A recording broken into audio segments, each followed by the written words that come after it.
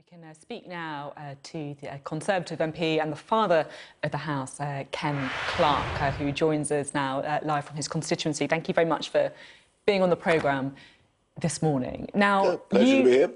You first arrived in the House of Commons in 1970, so you witnessed the formation of the SDP. So I'm very interested to know your thoughts on whether you think the independent group represents a real realignment in British politics, or if it's more likely to just be a flash in the pan. Like most other things, it's too soon to say, I think. It's essentially, it's the People's Vote movement that unites the Labour and Conservative MPs, as were, that have joined it. They obviously want to produce a moderating force. They quite rightly perceive that the two major parties are currently in chaos, but it's far too soon to see how it's going to develop. Everything really depends depending on whether either of the two major parties, the Conservatives or the Labour Party, can put themselves back together again and make themselves resemble the broad parties they were before, that gave the country a sensible choice of government, which both are in a shambles at the moment. So I'm hoping this week, some key votes, we might begin to see some return to order in the chaos at the moment that's hit the House of Commons and has hit the party political system. It's interesting to hear you talk about the group, that they want to see a second referendum, that politics at the minute is in chaos and they want to provide a moderating force. I mean, are you at all tempted by them? I'm a lifelong Conservative. I mean, I think you would agree I was part of the Conservative establishment. For the first 60 years of my membership, my views have been the mainstream views of the Conservative Party. So I don't think that I shall leave the Conservative Party, because my principles, which I hold to very firmly, are those which I think the Conservative Party should represent. Free markets with a social conscience, internationalism, a rules-based international order, and Britain playing a proper role in the world. I won't go on about my principles, but that's what the Conservative Party should stand on.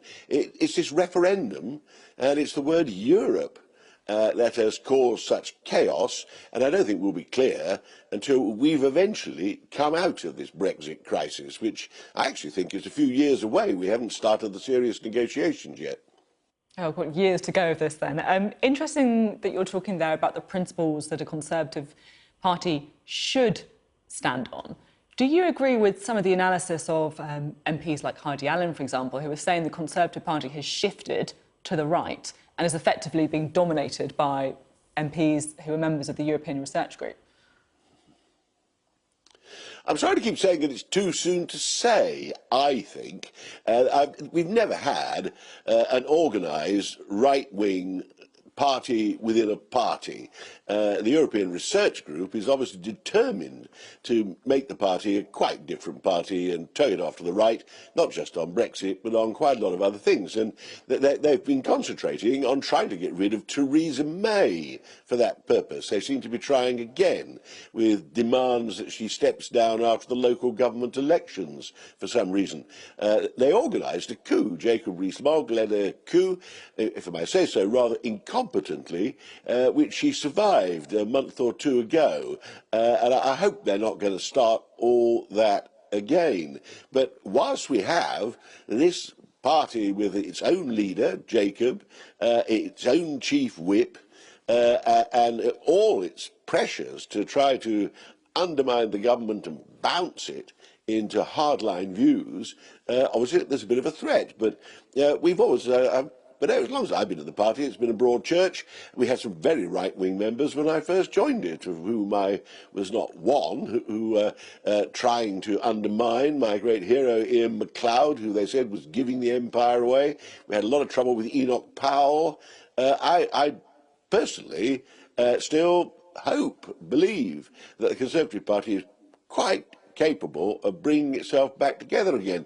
On many things, we don't have the deep ideological divide, which has always been a bigger problem for the Labour Party between hardline ultra-socialists and social democrats, which has caused permanent fights as long as that movement has existed. But they usually can cope, and we'll see how both parties get on.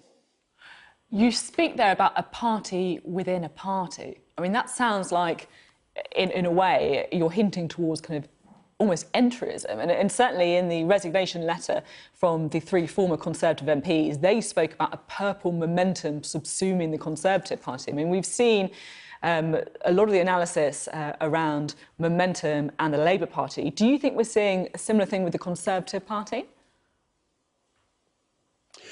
Well, Aaron Banks and Leave UK are quite open in saying that's what they're doing.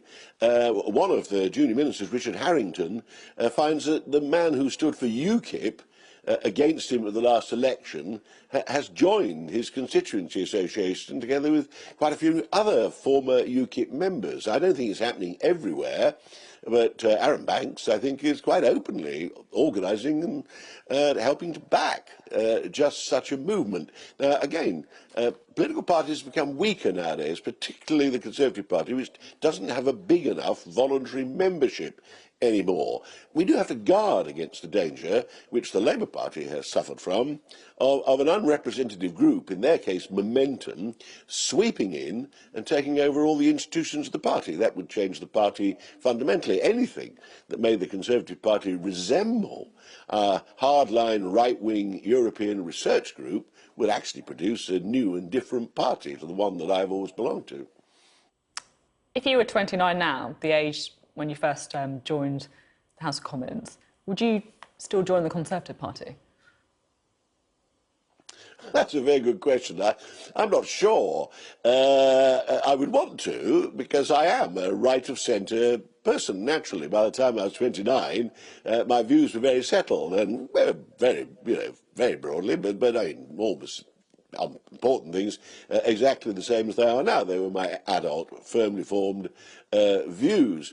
So is that a no? If I joined, I would be in the belief that I was going to see the Conservative Party return to common sense and return to some sensible principles. I would, if I joined, I mean, obviously, I would be someone who would be not going around presenting myself as a member of the hard right. Now, three cabinet ministers concerned about no deal this week said that they would vote for an extension to Article 50 rather than see the UK leave the EU without a deal. Do you think that MPs are going to vote to take no deal off the table this week? I hope so. There's an overwhelming... There's one thing that clearly is a majority for in the House of Commons on a cross-party basis is delaying leaving.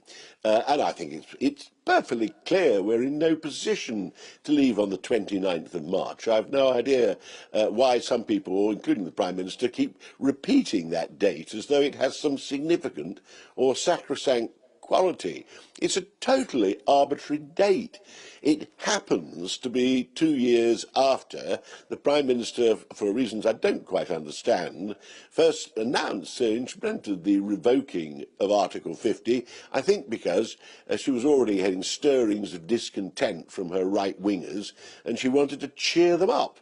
But the idea that the 29th of March is some sacrosanct date and that the 30th of March would be an impossible betrayal, for example, is one of the dafter arguments that take place. If you look at the chaos, the shambles, the fact that European neighbours, the other governments, are almost giving up because they can't work out what on earth the new arrangements are that the British think they want, it is obvious that we all need more time. You can't just take a crazy gamble on the 29th of March, cancel every legal, trading, regulatory arrangement we have, not only with Europe, but with about 70 other countries across the world, and see what happens the next day. So, of course, I should be backing this amendment. I hope it's going to be voted on Wednesday. And I suspect the government will sort of start trying to find some way of putting it off, because they seem to think they'll get on better if they try and terrify the House of Commons by giving them all the key votes with about a week to go. I think just to get some calm, some order, some basis for proper governance, some common sense back into this debate, which the public are demanding, I think, obvious thing to do is to delay it. We're not ready. There's no consensus on what we actually want our future role in the world to be. So, as you may gather, I quite vehemently will be voting for it, just as I voted for Yvette Cooper's Nick Bowles amendment a fortnight ago, which didn't lose by too much. It was defeated then, actually. That one was defeated by hardline Corbynista Brexiteers in the Labour Party, including quite a lot of Labour backbenchers, frontbenchers who wouldn't vote for it.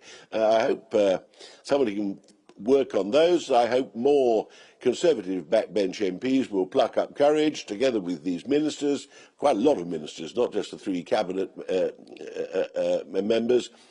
It's not disloyal, it's not fatally destructive. It is necessary to give the British more time so we can actually have a grown-up, sensible political debate, because we've made our minds up. There's been indicative votes or something in the House of Commons to show what is the chosen course we're actually proposing to follow. Well, I don't think anyone could be in any doubt about how you're likely to vote when it comes to an extension to Article 50. I'm interested to hear your thoughts on another story, though, that about Shamima Begum, the girl from Bethnal Green, who left the UK to join Islamic State. The Home Secretary has decided to remove her British citizenship.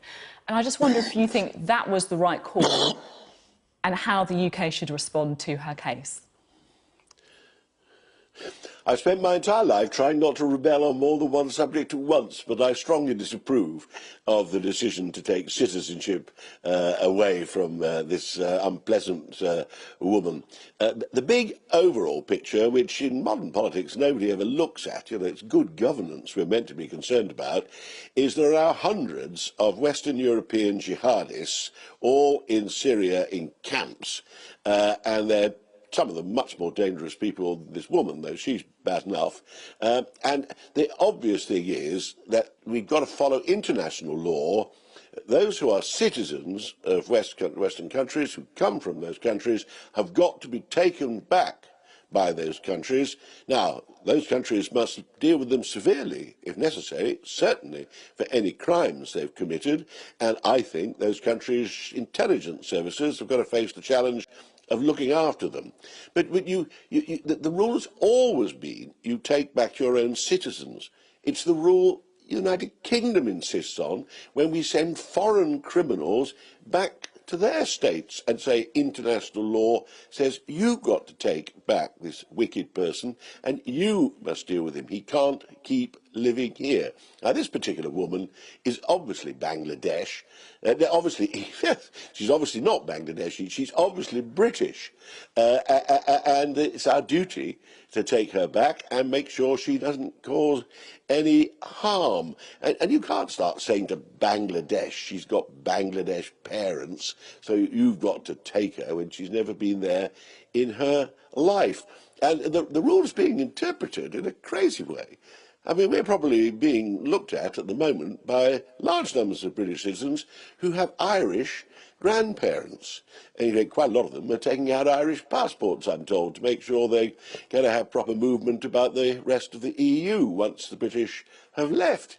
You can't say to somebody who's lived here all their life, is a British citizen, as British as you and me, oh, you have an Irish grandparent. So if you commit a serious criminal offence, we're going to take your citizenship away from you and tell the Irish they've got to take you back. That's all nonsense. The vast numbers of people have at least one foreign parent or foreign grandparent, and it is the populism just to take away the citizenship.